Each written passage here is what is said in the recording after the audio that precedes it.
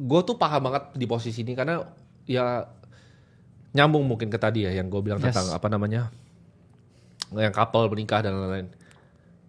Uang tuh justru ya kadang begitu.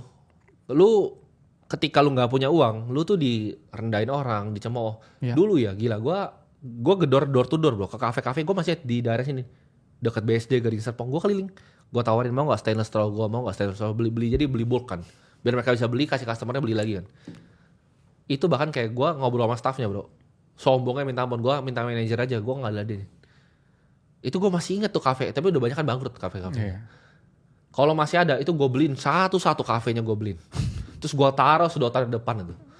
Jadi ya uang itu memang penting bro, hidup dengan uang. Karena kemarin gue baru lihat data di luar negeri juga bro. Ini di global ya. Kemarin baru ada Wealth Report.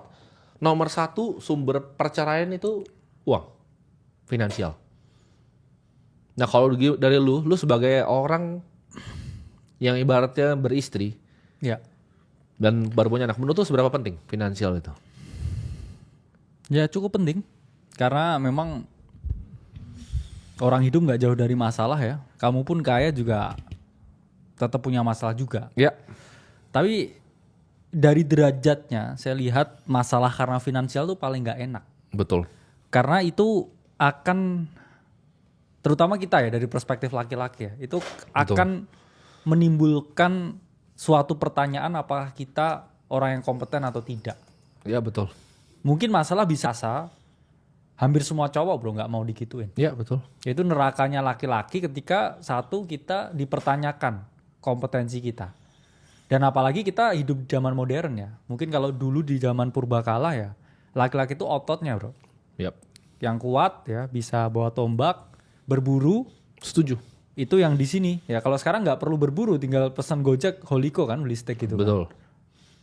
Jadi ya saldonya di GoPay berapa gitu kan ya, duitnya berapa banyak, baru orang bisa dinilai.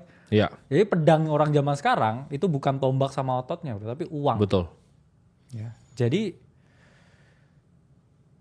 itu yang menurut saya harus dipahami. Kalau orang-orang zaman dulu ya mungkin senjatanya itu ya otot sama tombaknya. Kalau sekarang senjatanya uang. Betul. Jadi dan uang pun juga bisa disalahgunakan sebenarnya.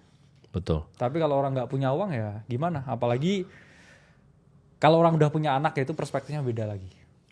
Karena uang itu bahkan bisa jadi bahan pengukur ya bro. Bener, pengukur kesetiaan juga. Iya. Karena banyak orang yang setelah punya uang justru nggak setia. Iya.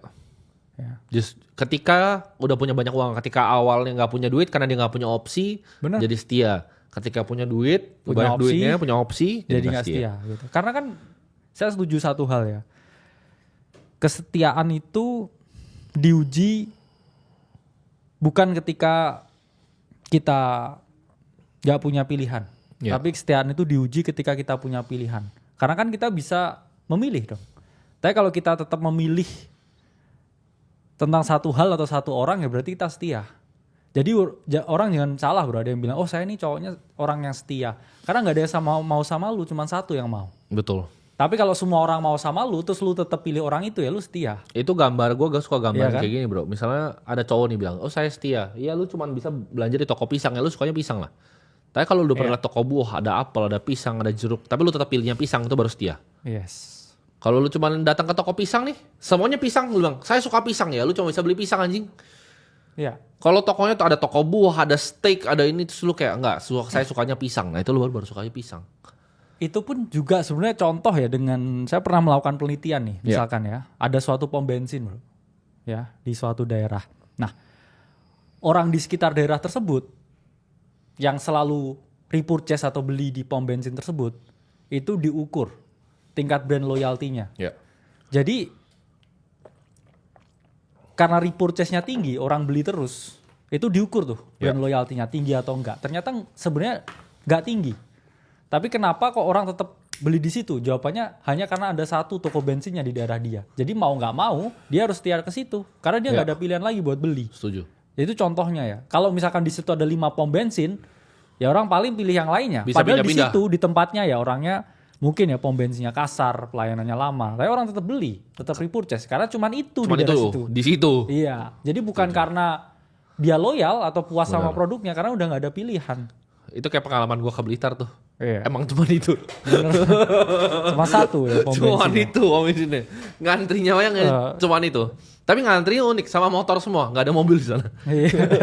Jadi antriannya panjang loh. Ada lah. Dikit. Avanza tapi. Oh iya, dikit. Mobilnya dikit banget. Iya.